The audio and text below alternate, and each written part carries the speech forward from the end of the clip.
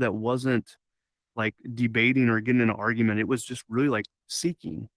So we decided our focus at Killer Bee Studios um, would be to connect with people and share life stories and experiences and look for opportunities to point people to God. We actually put it in 3 words, and we put in these 3 words to kind of remind ourselves that we're here to connect, share, and restore. So Killer Bee Studios is a studios that's really positioned to plant seeds and just to show people that we're a lot more alike than we may realize. And during our process, we've had people come to the studios that are not Christians. We have a lot of people that come that are not Christians, but they come and they're willing to share their stories. We've had people that have been very open to share that they don't believe, but they love connecting with people, and they keep coming back and bringing friends. And since we're talking about real life struggles and challenges, they can relate to that. But then what's the beautiful thing is our host and our co-host and our guest, most of those people are all Christians, and the stories that we share always connect back to God in some way. So it's an opportunity for us to be a light to other people in this virtual world. The cool thing that we've even had, I guess you would call it cool, is we've even had people after the show open up and share, struggles that they're going through, and we've been able to pray with people and connect them to churches. Like you'll hear Tex Pap talking soon, uh, from is it Living? I always forget the names. Okay, so anybody listening, I'm terrible at names and world names. I'm terrible at all names. So it's Living Word Bible Study. Is that right? Living Waters. Living Living Waters. Waters, Living Waters Bible Study. Thanks, Tex. You guys should definitely check that out. But we always point them to go to other churches and small groups that might be going on. Lep has a small group that he does with a Bible study with Art Girl, which you'll hear her sharing and giving a tour of one of her worlds. So we like to connect and see how we can work together. So those are the 3 things we run through. Uh, we when I got in the metaverse, we first joked about it. I actually thought it was a big joke. I put on a headset. We were recording a commercial, and I'm sharing this with you to let you know this is why we got in the metaverse. So if you're thinking about, hey, is the metaverse for me? This is why we got into it. As a business, we put on the headset. We were recording a commercial for a conference, and we're talking about not doing digital alone. And we're talking about the future of digital. It's constantly changing. And we put on this headset to see, just kind of give like a little play off of the metaverse stuff. But when I put on the headset, I realized how much further along we were. And it really wasn't a joking matter. Actually, after I took them off, God really put a heavy burden on my heart, showing me that there's going to be people escaping into this virtual world to escape reality, just like we do already on social media, TV. We all have different outlets that we try to escape reality. And this is another outlet. And he put a heavy burden on my heart that there's going to be people here that we need to bring hope to. So that whole joking mentality turned around pretty quickly, and that's great because that's when we start connecting with other Christian leaders that are doing things here in the metaverse. So as we talk about your purpose statement, I want to give you 2 questions to ask yourself before starting your metaverse journey. Number 1 is, what is your purpose? What is your why? Now I can tell you, like, don't be in a rush to like, don't get frustrated if it takes you a while to kind of map this out. If you don't have a mission statement or a purpose statement, I will be straight up honest with you. It takes time. Don't just do it alone. If you have other people on your team or other leaders that are working beside you, talk with them, go through the process, pray about this. It took us 6 months to finally land our purpose statement of transforming lives by making digital personal. That was the first step for us. Then it was like, okay, well, how are we going to do that? So that's your second question. How will you execute that purpose in the metaverse? If you're looking at the metaverse, ask yourself, okay, once you have that purpose statement, ask yourself, how are you going to execute that in the metaverse? Uh, and I want to encourage you, be you. Be you. Don't just, copy what someone else is doing or what someone else says. For instance, here we had a session that we did at the Killer Bee Studios talking about meta church and the metaverse. What is meta? What is church? What is church?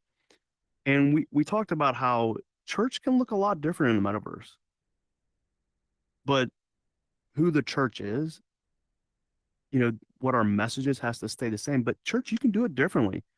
Tex Paps and Art Grolem, they do an amazing job and left with that, with the Bible studies. I mean, church does not have to be the same way it is in real life, but the message behind the church and who the church is needs to stay the same. Small groups can be different. It doesn't have to be the same. They can look different in the metaverse. And here's the great thing is that we can learn from each other and our experiences. Again, I don't know how many of you like have seen like people do. I've seen so many quotes on social media.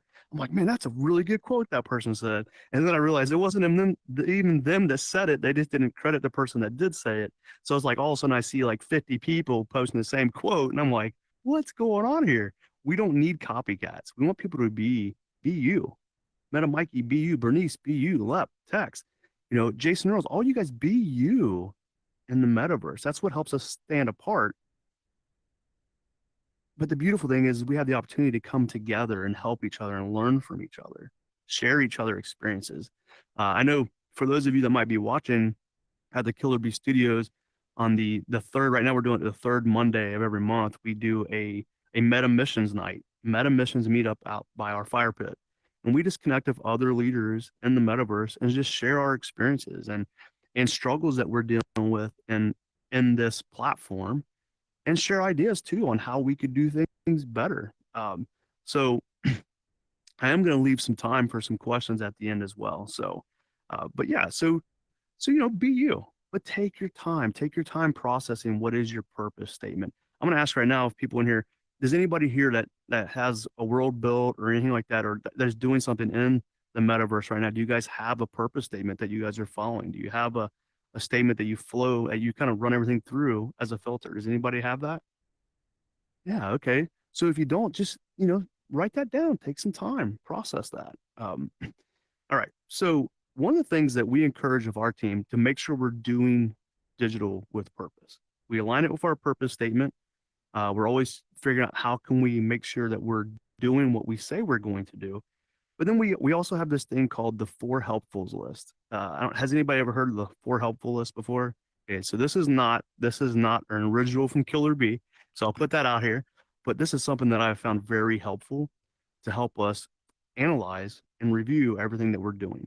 So number one in the four helpful list, whenever we do an event, or we host a show, or if we have guests, or we have a meta missions meetup. Bernice, this is great for you too. Like this is the first Christian leadership conference.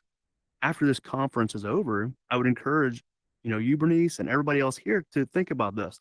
Ask yourself this: number one, what went well? What went well, and how can you amplify that? So after this conference is over, write that down and say, okay, what went really well? Number two, what went wrong? What went wrong? And then decide with your team, is this something that, can we fix this, or do we need to remove this? And sometimes when you have a list and you have some things that went wrong, that might be maybe not getting rid of right away, but the next time you do it, let's, kind of mark that and say, okay, we tried to fix this. Let's review it again. Did it get better? Was it still a problem? Do we need to remove it? I'll give you an example. Our last show, we had an artist come in. Her name was Lydia Laird, and Lydia came in. She did a great job, but it was her first time coming in the metaverse.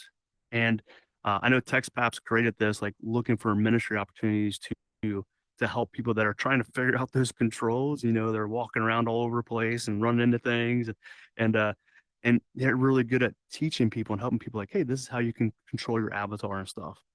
Well, us at the studio, we have these artists come in. It's their very first time. We always talk about the meta age. I think she was a meta age of 10 minutes when she came in to do this show and sing and everything for everybody. So it went great. She did very well. At the end of the show, we always have everybody come up to the stage, and we take a big, a selfie of everybody in the studio. A lot of fun. And then they get to hang out and talk to our guests and stuff. Well, at the end of that show, we noticed that Lydia got kind of cornered by a couple of people, and and this is like insider conversations that we have. So I'm sharing this with you guys. So I want to share a real experience with you.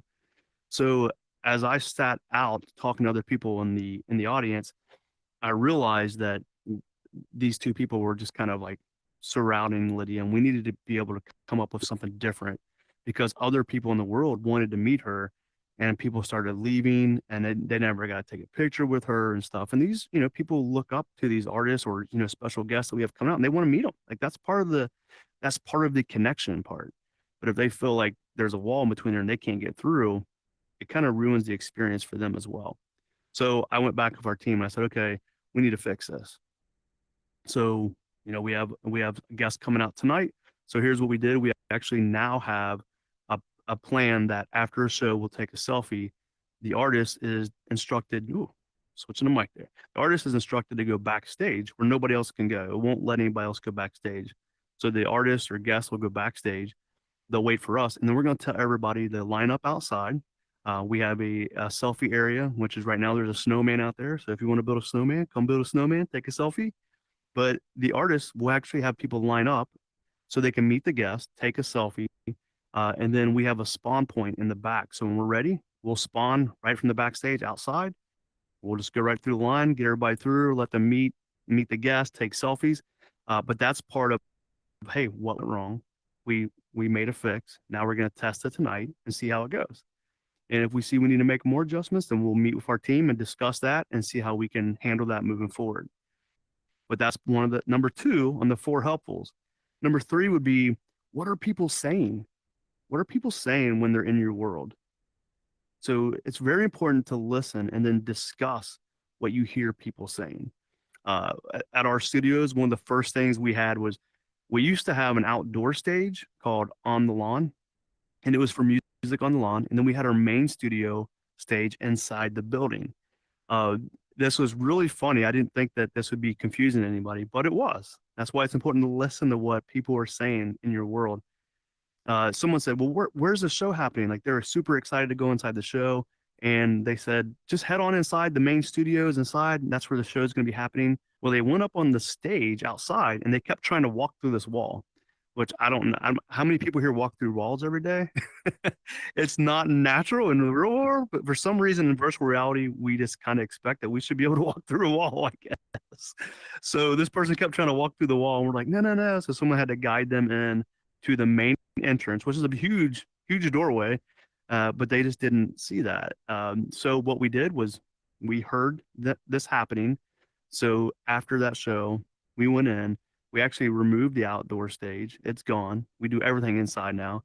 And then there's a big, the big opening, and it had an arrow that pointed in main stage. So it's very clear now. So we removed that confusion, which leads me to number 4. What was confusing?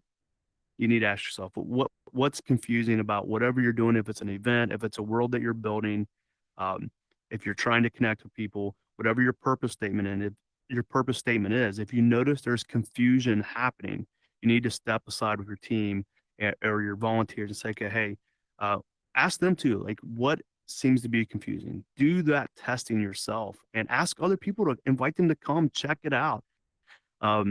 Because they will be very open. And again, if you watch and listen, you'll see what's confusing to them. So you want to deliver clarity. We like to we have a sign in our world that tells people what they can expect in our world.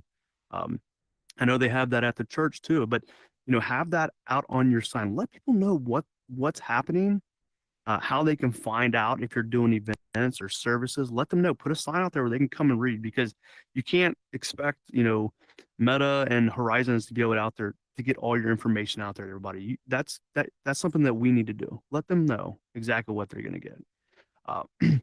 So with that, I'm going to leave some time here for some questions, but does anybody have any questions they want to ask right now? I got a few minutes left.